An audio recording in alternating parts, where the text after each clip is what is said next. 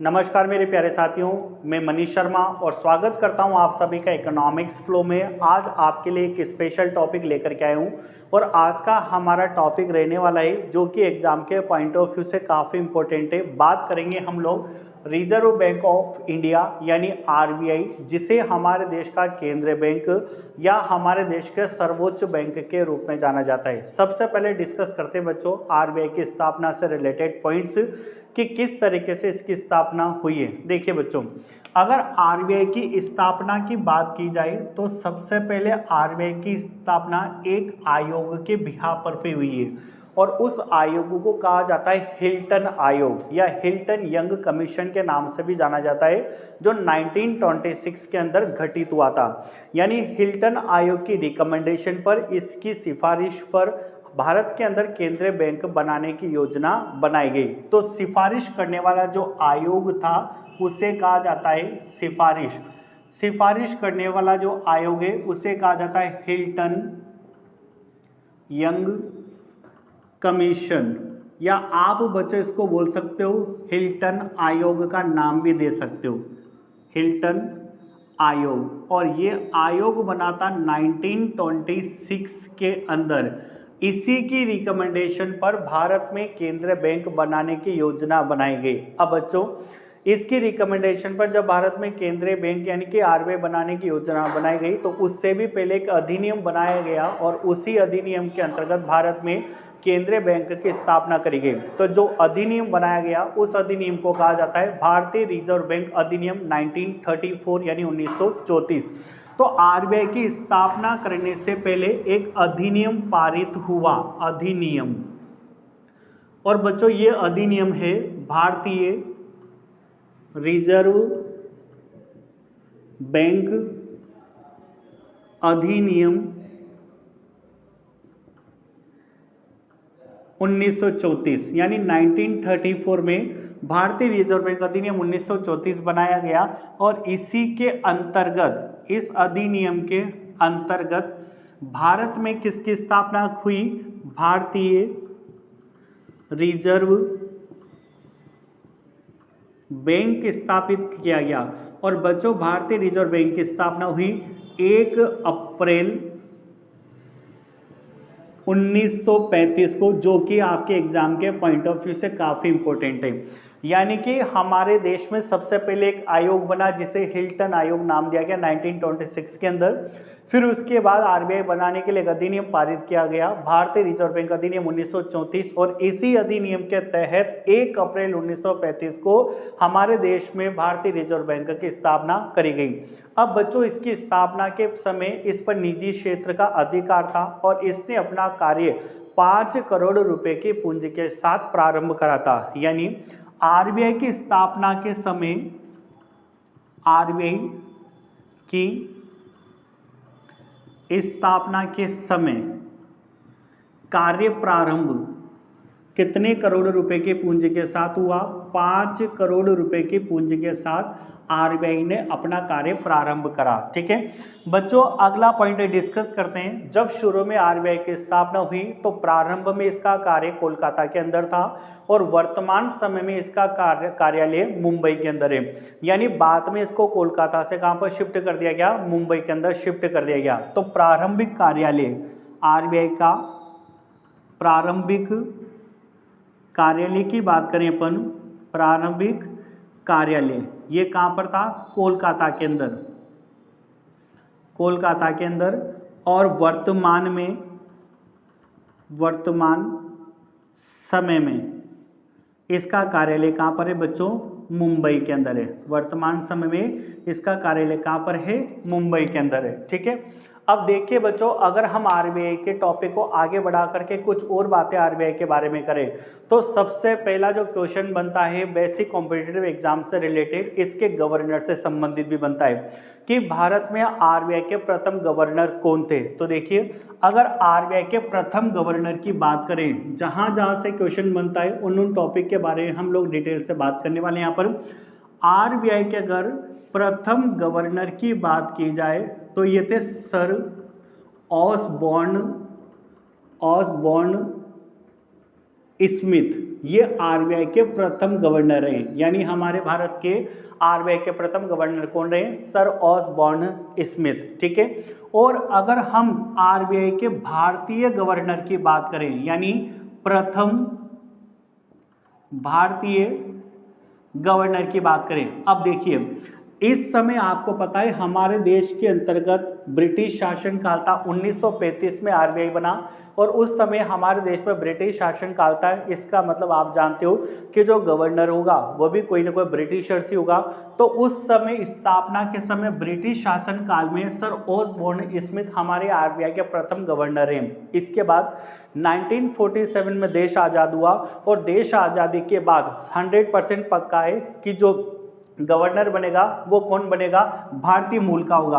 और उस समय जो गवर्नर बने वो है सीडी देशमुख। सीडी देशमुख ये आरबीआई के प्रथम भारतीय गवर्नर है। अब बच्चों अगर हम भारत के वर्तमान गवर्नर की बात करें, अगर हम भारत के वर्तमान गवर्नर की बात करें तो भारत के वर्तमान गवर्नर हैं शक्तिकांत दास।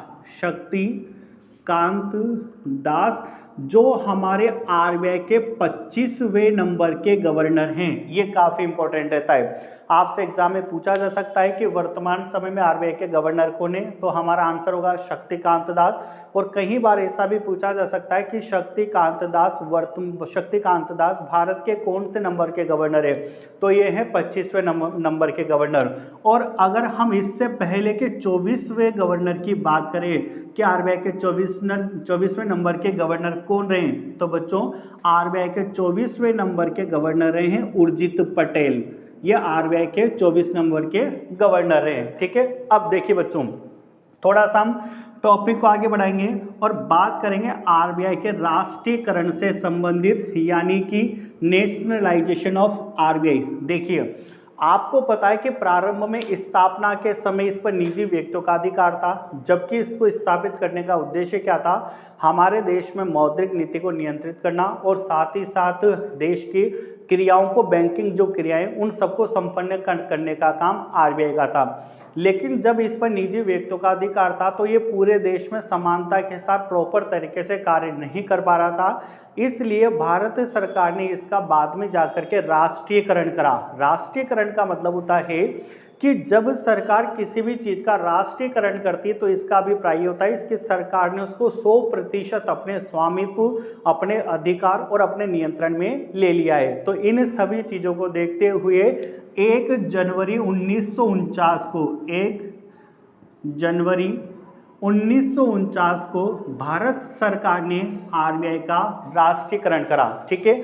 दूसरा सबसे इंपॉर्टेंट फैक्ट आपको बताने जा रहा हूं कि हमारे देश का एक इकलौता ऐसा ऑर्गेनाइजेशन है जिसका वित्तीय वर्ष अन्य फाइनेंशियल इंस्टीट्यूशंस के कंपेयर में काफ़ी अलग है, जो कि कई बार यूपीएससी एग्जाम के अंदर भी पूछा गया है, आरपीएससी एग्जाम में, एएसओ संगणक इनमें पूछा जाता है कि अगर आरबीआई के वित्तीय वर्ष की बात करें तो वो कौन सा है। जनरली वित्तीय वर्ष माना जाता है 1 अप्रैल से लेकर 31 मार्च तक, यानी हमारे देश का जो फाइनेंशियल ईयर होता है वो 1 अप्रैल टू 31 मार्च होता है। लेकिन इसका जो वित्तीय वर्ष माना जाता है वो होता है जुलाई से जून, जुलाई टू जून इसका वित्तीय वर्ष माना जाता है, ठीक है। तो बच्चों ये तो हुई आरबीआई के कुछ बेसिकली बातें, और भी हम चीज़ों को डिस्कस करते हैं। देखिए अगर आरबीआई के बारे में हम और चीज़ों को डिस्कस करें तो इसके कार्यों की अगर मैं आपसे बात करूं कि आरबीआई के क्या क्या कार्य हैं, तो सबसे पहला पॉइंट है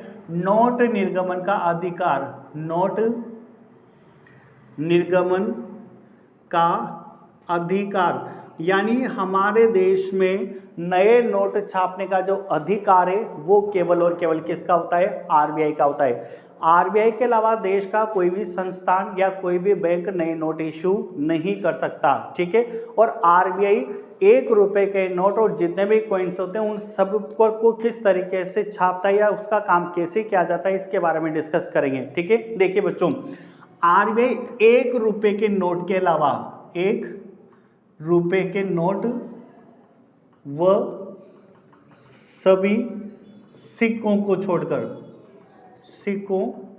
को छोड़कर, यानी मेरे कहने का मतलब ये है कि आरबीआई 1 रुपए के नोट और सिक्कों को निर्गमन करने का काम नहीं करता है। बाकी 2 रुपए के नोट से लेकर जितने भी हमारे देश में नोट के वैरायटी है उन सब को निर्गमित करने का काम कौन करता है? आरबीआई करता है। ठीक है, तो 1 रुपए के नोट और सभी सिक्कों को छोड़कर अन्य सभी मूल्य वर्ग के नोट, अन्य सभी मूल्य वर्ग के नोट जारी करता है आरबीआई। ठीक है, ये आरबीआई का सबसे पहला काम है, नोट निर्गमन का अधिकार। अब बच्चों बात आती है तो फिर 1 रुपए के नोट और सभी सिक्कों का निर्गमन कौन करता है? तो 1 रुपए के नोट और सभी प्रकार के सिक्कों का निर्गमन भारत सरकार के वित्त मंत्रालय के द्वारा किया जाता है। और 1 रुपए के सिक्के पर किसके सिग्नेचर होते हैं? वो होते हैं भारत सरकार के वित्त सचिव के, finance secretary of the government. तो सबसे पहला कार्य है नोट निर्गमन का अधिकार। दूसरा बात करते हैं बच्चों, आरबीआई को सरकार का एजेंट,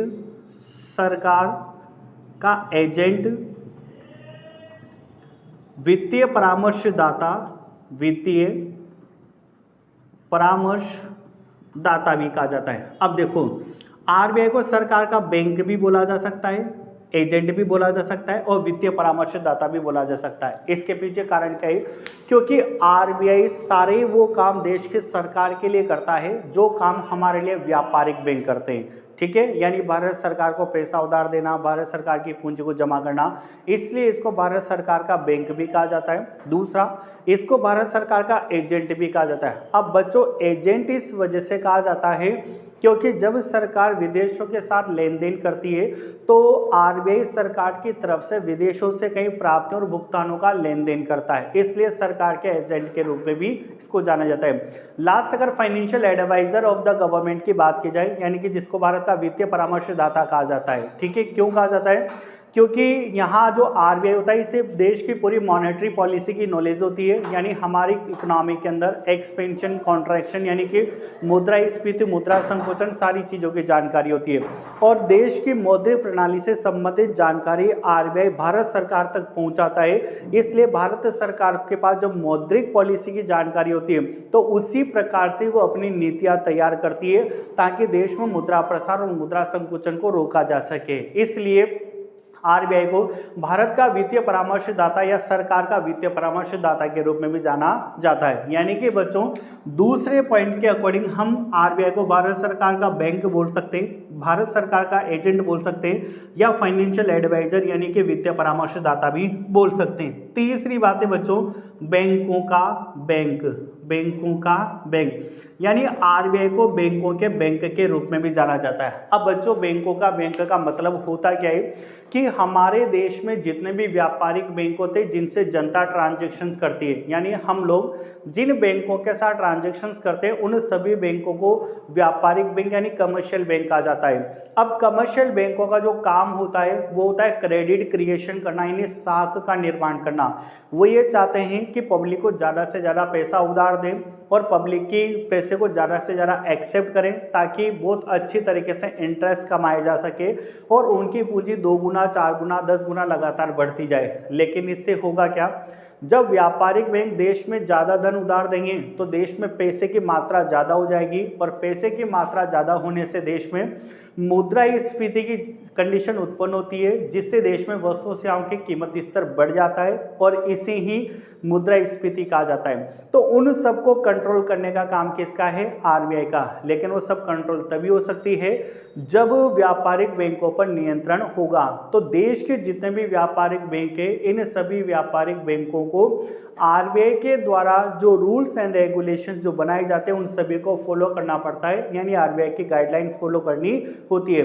इसलिए आरबीआई को बैंकों के बैंक के रूप में भी जाना जाता है। ठीक है, हम अगला पॉइंट डिस्कस करेंगे कार्य के अंतर्गत ही अंतिम ऋणदाता, यानी कि बच्चों आरबीआई को अंतिम ऋणदाता के रूप में भी जाना जाता है। अब अच्छे से समझिए अंतिम ऋणदाता क्या होता है। देखिए, कभी कभी क्या होता है कि जो कॉमर्शियल बैंक यानी जो व्यापारिक बैंक है ये देश की जनता के लिए ऋणदाता होते हैं। क्यों? क्योंकि देश की जनता को किसी भी काम को करने के लिए जब ऋण की आवश्यकता होती है तो हम कहाँ पर जाते हैं? व्यापारिक बैंकों के पास। यानी कि देश की जनता के लिए व्यापारिक बैंक क्या हो गए? ऋणदाता। लेकिन प्यारे बच्चों, इन ऋणदाताओं को भी कभी कभी किसकी आवश्यकता पड़ती है? ऋण की आवश्यकता पड़ती है। तो जब इन व्यापारिक बैंकों को ऋण की आवश्यकता पड़ती है तो पहले तो ये अन्य सोर्सेस से ऋण प्राप्त करने की कोशिश करते हैं, लेकिन जब किसी व्यापारिक बैंक को देश में किसी भी रिसोर्सेज से लोन नहीं मिलता है तो फाइनली किसको अप्रोच करता है? आरबीआई को। और आरबीआई फिर उसको फाइनल रूप से यानी अंतिम रूप से ऋण प्रदान करता है। इसलिए आरबीआई को अंतिम ऋणदाता के रूप में भी जाना जाता है। तो बच्चों, ये है आरबीआई के कार्य। ठीक है, ये आरबीआई के बारे में हमने एक छोटा सा टॉपिक डिस्कस करा है। अभी हमारे यूट्यूब चैनल पे बनी रहिए, आरबीआई से रिलेटेड हम लोग इसकी साख नियंत्रण की प्रक्रिया भी लेकर के आएंगे और भी कई सारी चीजें हम उसमें हम आप लोगों को बताने वाले हैं। तब तक यूट्यूब चैनल पे बने रहिए। अगर आपको हमारा वीडियो पसंद आता है तो प्लीज इसको लाइक करिए, सब्सक्राइब करिए। तब तक के लिए wish you all the best to all. Thank you.